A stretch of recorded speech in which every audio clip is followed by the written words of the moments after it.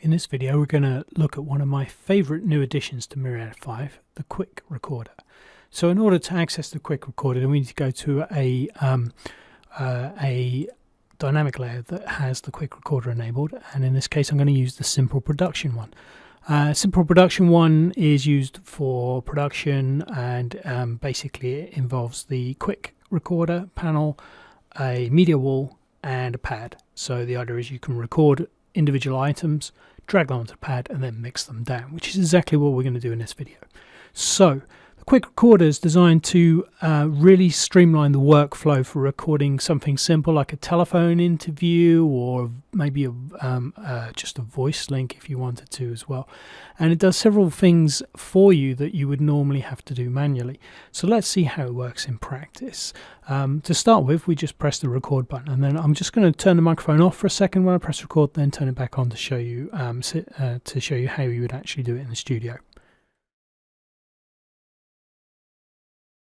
Okay, so I'm back here and you can see the Quick Recorder is now recording my link here. So I'm talking and I'm interviewing and I'm doing whatever I want to do. When I'm ready, I just press the stop button. And you can see there is my quick recording. The next thing we do is we press on the process recording button. Now what this does is it does multiple steps. So the first thing it does is it trims any silence off the beginning and the end of the audio. Once it's done that, it then does a normalized pass. Then it does a dynamic process to try and balance up the audio. Then it does a second normalized pass, and then that's basically done for you. So I'm going to click on the button and you'll see that happen. So there you could see it doing it. All we need to do now is give it a title. And we click on the save button.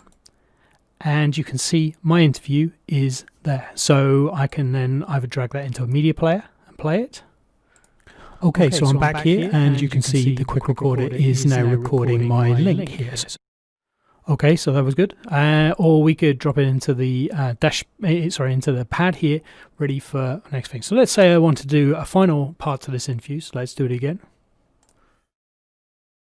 Okay, so this is the last bit of the interview, and I'm just going to talk for a couple of seconds, and now I'm going to press stop.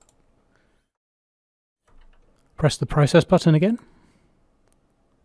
Okay, so this one hasn't done a fantastic job of editing it, so maybe I got it slightly wrong on the silence there, but that's okay, because what we can do is we'll go in and edit it in Smooth Edit as well. So I'm just going to call this one final bit.